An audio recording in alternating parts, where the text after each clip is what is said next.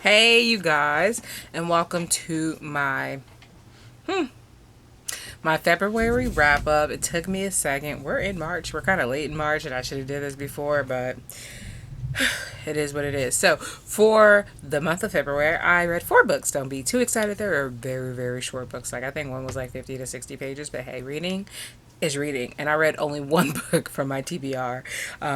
So let's go ahead and start with that one. So the first book I read from my TBR from February was Their Eyes Were Watching God by Zora Neale Hurston. I'm going to need you to ignore that if you hear the dog crying. She dropped her dog toy and she wants me to get it, but she should know by now I'm not going to do that. You can get it yourself.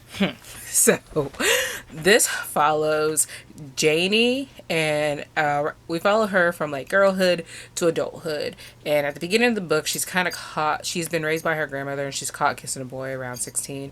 And her grandmother thinks this is a perfect time to marry her off. And the problem is, she's going to marry her off to an older man, but he has land, and he is stable, and he's very dependable, and he is rock solid.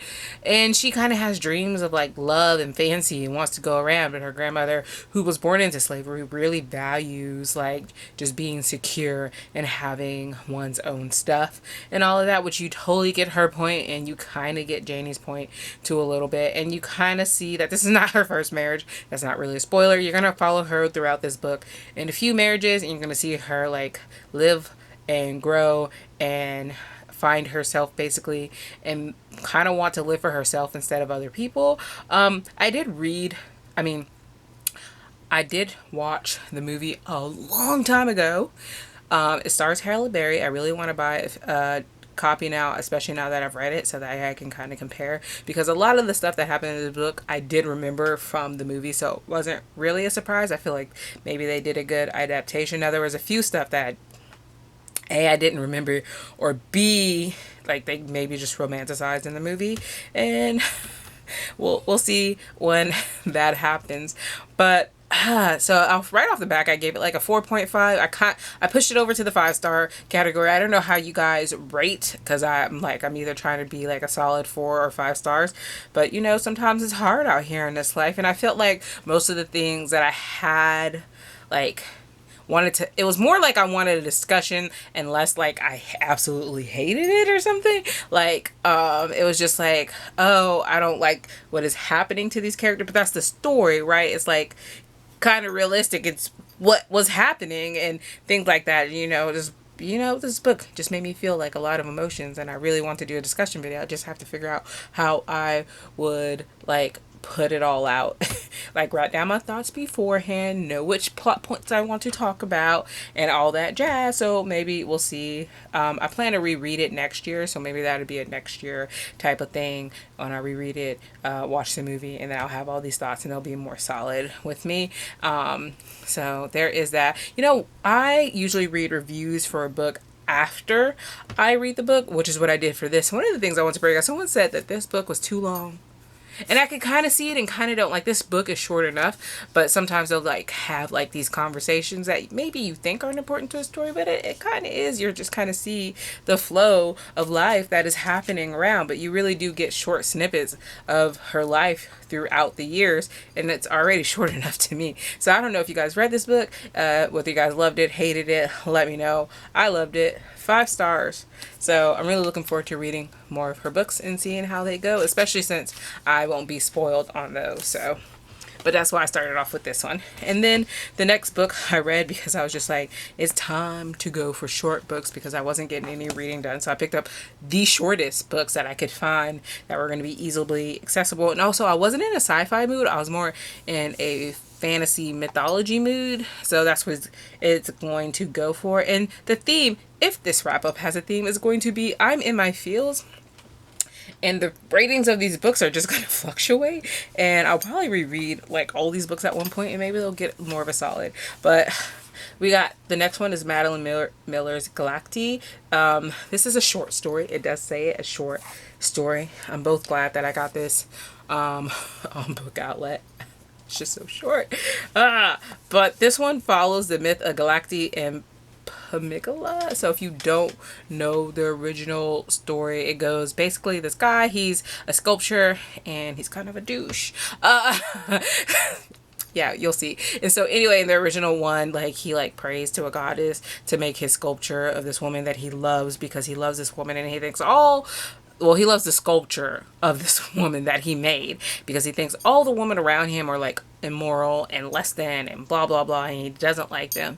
And then the goddess answers his call and makes this sculpture flesh, but then she's a flesh and blood woman with her own minds and thoughts and stuff, and he of course doesn't like that. He didn't really want that. He just no, that's kind of like a really short, because I never read the original. I just kind of read like the synopsis for it online, because I was curious, because I read one or two and I guessed right about what the mythology would be, because like at the beginning of the story, in this retelling of it, you see her and she is admitted to an asylum, and then you kind of get like the backstory of why and what happened throughout the book, and she's just trying to get out throughout the whole book, and it was just very sad and frustrating, but also, you know, that's what they could do back in this retelling, and it was, I both loved it, and it was very impactful for such a short book. So like it was worth the buy, so much so that I pre-ordered her other really short story that she's gonna have out, coming out soon. So I thought it was worth it. I gave it like a 4.5 stars. I settled on a 4 for now until I reread it and see how, like, because I loved it. We'll see. Ooh, it's just like, it was really good. But if you read the story, you could go in blind without even knowing, but she'll tell you what the original myth is at the end anyway. So hopefully none of this is more of a spoiler for you. That's just, it wasn't spoiling the book, it was spoiling the myth, and then it kind of retells it from there. And I really loved it. So recommend. Thought it was worth it. Get it from the library if you want. So the next book is The Wood at Midwinter by Susanna Clark. Oh, so this one follows this girl. She's 19, Meadow Scott, and she has the ability to talk to animals and trees and all that stuff, and her sister takes her into the woods so she can have her alone time, and this is something she's kind of seeking an answer to, a question in these woods this time around, because I believe her father was going to marry her off or something. And then see, that is that, and that is it. Like, I didn't tell you everything. Like, some things happen. There's stuff that happens, but this is one of those, it really goes nowhere books. Like, there's just a path in the middle of the woods that just takes you around the middle of woods. That doesn't happen in the book, but that's how I'm explaining how the story is. Like, there's not really a middle ending, middle start, middle ending kind of thing. It's like a no nonsense kind of go. It's a fairy tale. That has some kind of thing. I loved it for what it was. Me recommending it to other people is a harder point, because I have to know what you love to read and all that jazz. But I loved it. And if you have read Jonathan Strange and Mr. Norwell, apparently this takes place in the same like world, and apparently it was going to be a footnote in the Jonathan Strange and Mr. Norrell book, but it didn't end up being in there, but it was still a part of there kind of thing. So that was an interesting thing. I do know she has a bunch of other short stories all bound up into one book that